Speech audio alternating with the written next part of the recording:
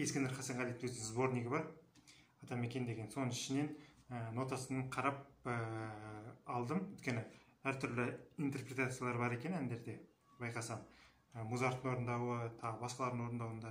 Мен кәдімгі оригиналды алып, осыны қарап отырмын нотадан. Сонымен үйренейік, әдеттегідей лайк, кемінде 10 сөзден тұратын комментарий жазсаңыздар, басқа да әндерді үйретуге тырысамын. Сонымен және закрепленный комментарийда осының сандары тұрады. Тағы айтам, санды менсіз үйренбеңіз, өйткені түсінбейсіз. Кеттік. Бірінші жол 0-0-0-0. Бұл үстіңгі шек. Сосын астыңғы шек. 0-2-0. Бірінші осылай шығару керек.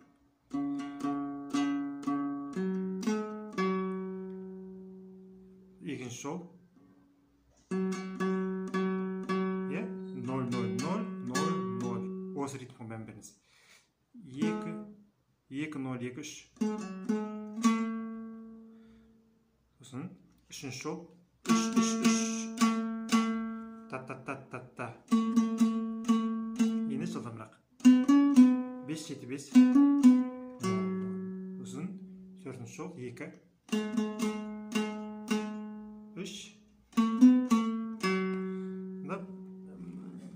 Шымағылай болу керек. Егерде бір шекпен алатын болсақ.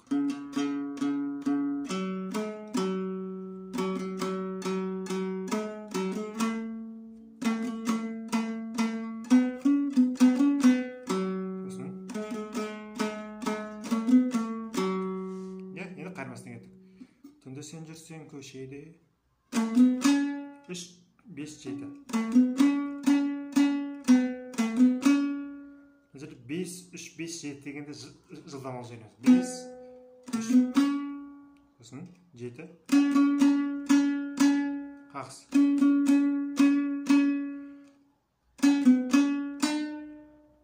8 көлікке. Қайырмасының үшінші жолы.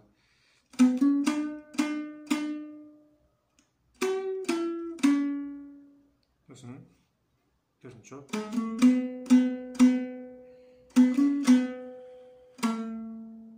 Үшке барлығы. Сосын ең соңғы жол. Енді қайырмасын ойнап берейін. Тағат, не?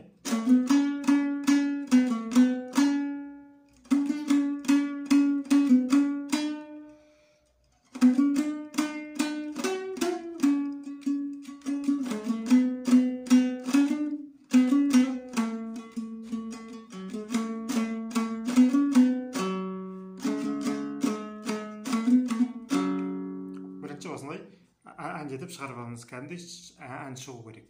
Енді екі шекке қосайық. Бірінші екі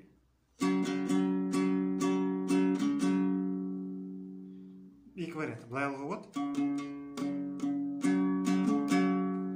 Ең басындағы, немесе екеуін қосып алуға болады. Қалай ыңғайлы? Сан, сосын жерде үстіңгі бесті басуға болады. Ашықтауға болады. Сосын үшінші жол. Астығым үсті бес.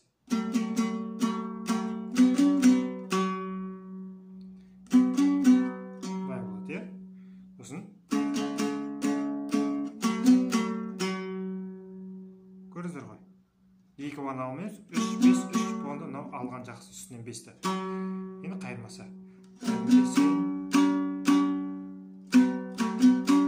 Жолды барлық 5.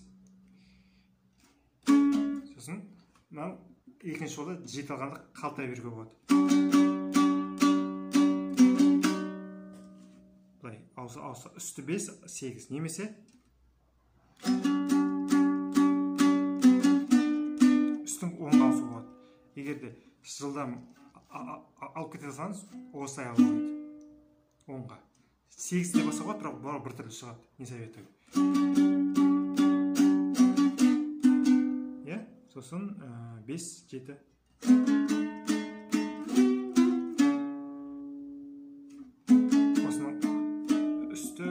отыра берсін. Осыны 5, е? Осыны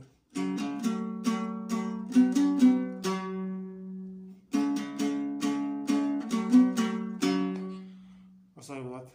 Егер де мен бірінші сабақ емес, көп сабақ көріп жүрсеңіз, мен бір өзім бір айтқан видеом бар, түсіндірген. Мысалы, 3-ті басқанда үсті 5 болған жақсы, 5-ті басқанда үсті 7 болған жақсы, 7-ті басқанда үсті 8 болған жақсы, 8-ті басқанда үсті 10 болған жақсы деп, е?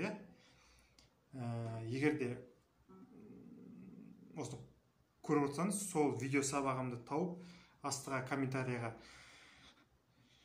жазсаңыздар, осы сабақта 2 шекті айтады деп. Өйткені мен сезіп тұрмын, көп адам сұрайды қазір комментарийде, үстің шекті қалай разнообразный қылып алуға болады деп. Мысалы, қайырман былай алуға болады, тағы да.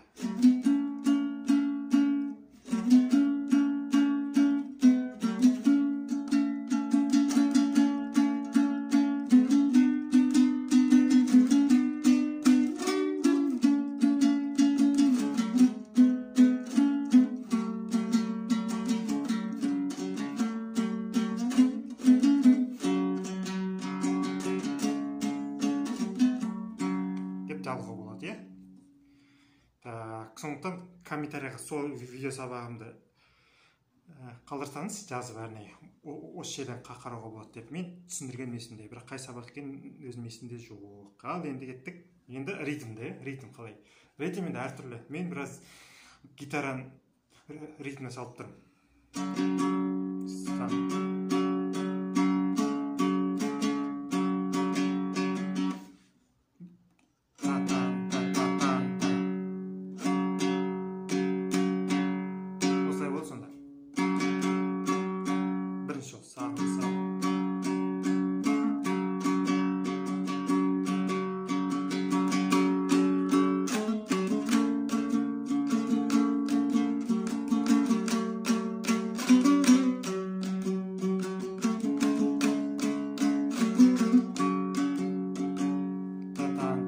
Арасында алмастырып отырамын. Немесе деген келем екен, көрейік.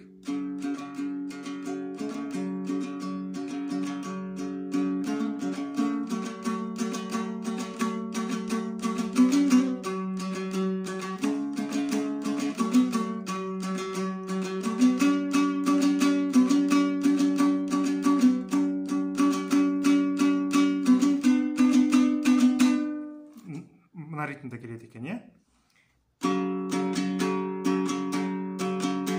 Мысалы, жауын кешкен ритм ғой. Немесе желтоқсан жел.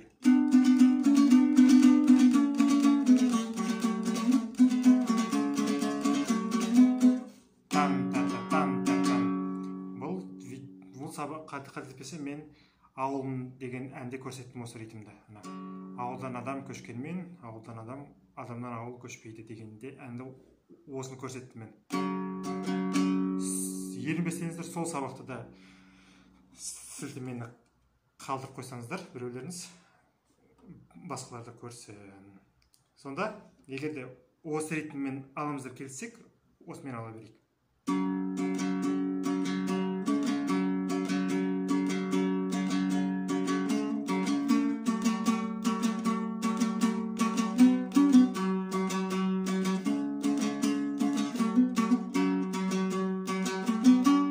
Осы жерде ғана ауысады, қайырмасында. Жылдам алып жүреміз ғой. Қайырмасы.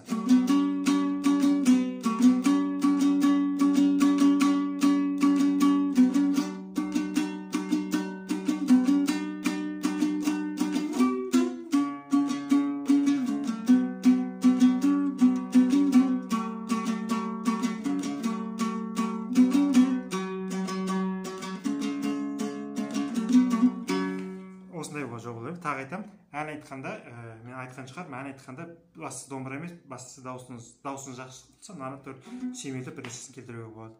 Ал жақсы, бағана айтқан ұсыныстарымды бәрін, өтінішін бәрін астына жазсаңыздар, сілтемесін қалдырып, білмеген адам білсін, көрмеген адам көрсін. тағы қандай әнге видео түсірейін, соны да жазсаңыздар болады. Аман болайық.